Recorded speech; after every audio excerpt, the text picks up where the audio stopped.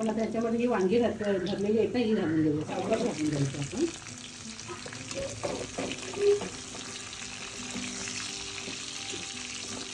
आपण हे कापून घेतलंय ना वांग, ते पण याच्यामध्ये घालून मिक्स करून घेऊया. गॅसची फ्लेम आहे ना एकदम स्लो ठेवून मिक्स करायचं. मी पण एकदम मिडियमच केली आहे. त्याच्यामध्ये खाली मिक्स करून घेऊया.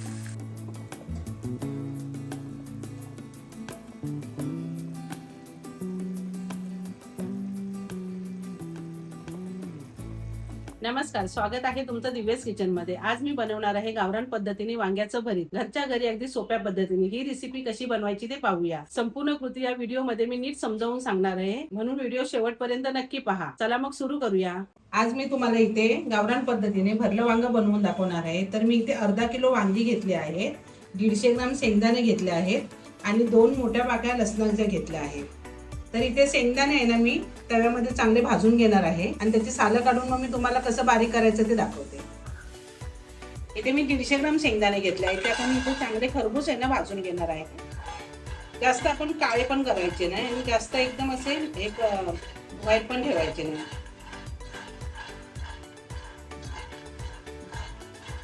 चांगले भाजून झाले की मी दाखवते तुम्हाला.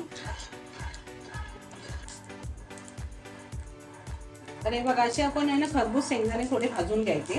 आता हे बघा चांगले भाजले आहेत. आता ह्याला मी आहे ना गॅस बंद करून आहे ना थंड करून घेऊन मग सालं याचे काढणार. तर इथे शेंगदाण्याची मी पूर्ण सालं काढून घेतली आहेत. आता मी या खलबत्त्यामध्ये आहे ना बारीक करून घेणार आहे. तुमच्याकडे खलबत्ता नसेल तर तुम्ही मिक्सरमध्ये बारीक केलं तरी चालेल. माझ्याकडे आहे तर मी याच्यामध्ये करते बारीक. दाखवते तुम्हाला मी बारीक करताना. सावकाश सावकाश करायचं म्हणजे ते असे उडत नाही. म्हणजे याच्यामध्ये मी असे बारीक करून दाखवणार आहे. चांगले बारीक होतात एकदम. आणि आपण एकदम असं पीठ नाही करायचं असं, म्हणजे त्या वांग्यामध्ये ना थोडेसे शेंगदाणे पण खाताना व्यवस्थित लागले पाहिजे ना, म्हणून. तर हे बघा मी असं बारीक करून घेतलं आहे. एकदम पण जास्त बारीक नाही झालंय, पण ठीक आहे एवढं असं ठेवायचं. जरा शेंगदाणे पण खाताना तोंडामध्ये आले तर जरा टेस्ट चांगली लागते.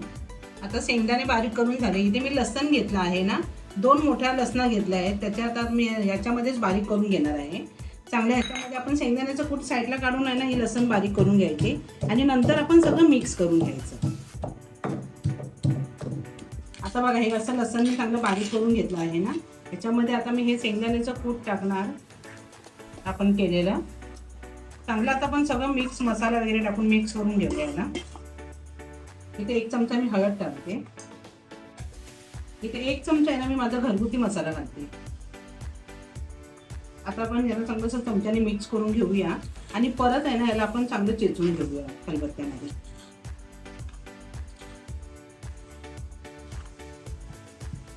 आता आपण याला आहे ना चांगलं असं मिक्स करून घेऊया लसण सगळं.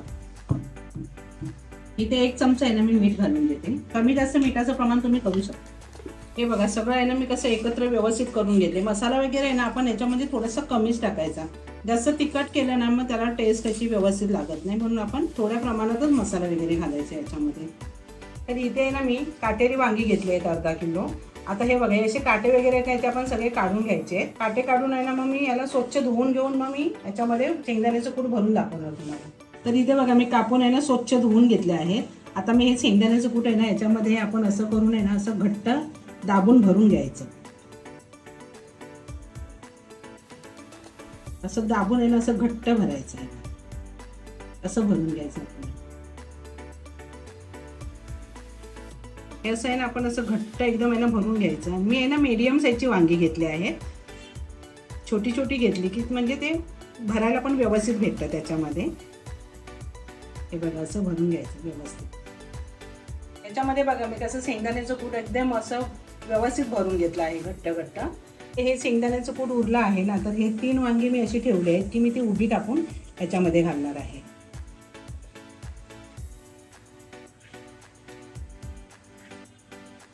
असे लांब लांब कापून घालायचे.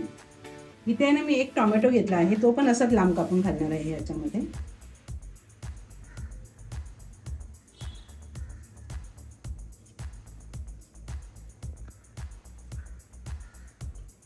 तुम्हाला हवा असेल तर घाला टोमॅटो, तुम्ही नाही घातला तरी चालेल, पण मी घालते याच्यामध्ये.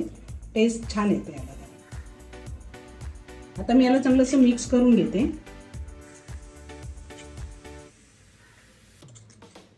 आता तुम्ही विचाराल मला की ह्याच्यामध्ये तुम्ही धना पावडर, जिरा पावडर का नाही घातली, तर माझ्या मसाल्यामध्ये ना धना, जिरा पावडर हे सगळं आहे त्याच्यामध्ये. त्यामुळे आम्ही असं वेगळं काय ह्याच्यामध्ये घातलं नाहीये. फक्त मी मसाला, हळद, मीठ आणि शेंगदाण्याचं कूट एवढंच घातलं आहे. लसूण हे बघा असं मिक्स करून घेतलं. आता मी फोडणीला देते.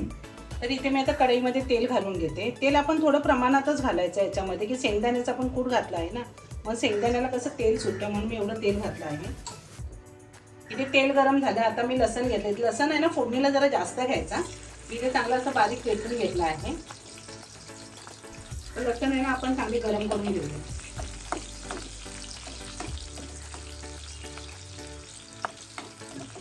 याला ना आपण कांद्याची कधी फोडणी द्यायची नाही. लसणाने दिली ना की याला टेस्ट खूप छान येतो. कांदा याच्यामध्ये बिलकुल वापरायचा नाही.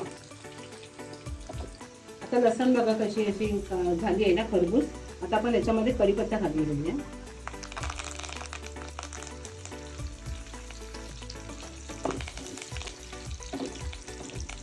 कढीपत्ता पण व्यवस्थित असा गरम झालाय ना. आता आपण आता याच्यामध्ये ही वांगी घातलेली आहेत ना, ही घालून देऊ. साखर घालून द्यायचं आपण.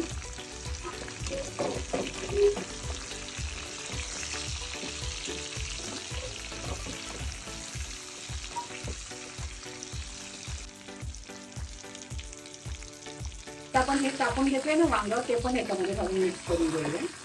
जास्त एकदम स्लो ठेवून मिक्स करा. मी पण एकदम मिडियमच केली आहे. आता मला सगळं मिक्स करून घेऊया.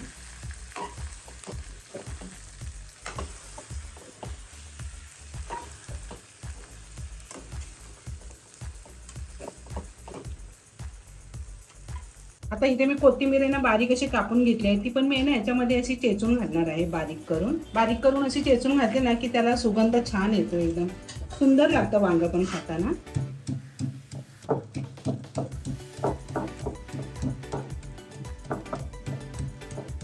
तर हे बघा अशी मी कोथिंबीर आहे ना बारीक करून घेतली आहे. ती मी आता याच्यामध्ये घालते. आता याला बघा 2 मिनिटं झाली आहेत. हे बघा असं याला चांगलं तेल सुटलं ना ते आपण याला परत फिरवून घ्यायचं. सुगंध वगैरे किती छान येतो याचा.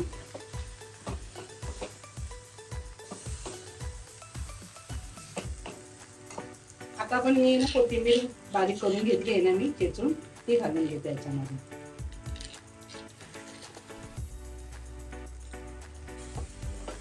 सगळं आपण कसं एकजीव करून घेऊया. आणि याच्यामध्ये आपण याला थोडंसं पाणी घालून याला वाफेवरती चांगलं शिजवून घेऊया. 10 मिनिट आहे ना याला आपण शिजवत ठेवायचं. जास्त वेळ नाही ठेवायचं. 10 मिनिट भरपूर बरोबर होतं. तिथे आता हे बघा मी आहे ना थोडंसं पाणी घालून आहे ना घेते. जास्त नाही पाणी घालायचं आपण याला, थोडंसंच घालायचं आहे. बघा मी पण कसं थोडं प्रमाणातच घातलंय. तेवढं ते शिजवून घेते. एकदम असं नरम नाही शिजवायचं वांग. ते आपण सगळं नरम याच्याबरोबर मध्ये होऊन जाणार.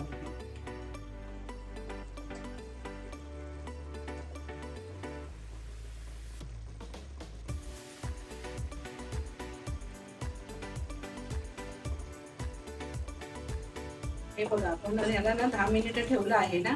याला अजून आहे ना थोडं पाणी कसं वांग्याचं सुटतं ना थोडं, त्यामुळे पाणी आहे थोडं अजून सुकं होऊ दे.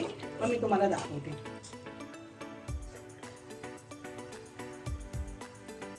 तर हे बघा वांग आपलं एकदम खाण्यासाठी तयार झालं आहे. मिठाचं सोय कसं मीठ वगैरे कसं व्यवस्थित लागलं आहे त्याला. एकदम परफेक्ट आहे मिठाचं प्रमाण वगैरे.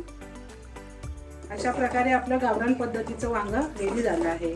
हे बघा दाखवते मी तुम्हाला.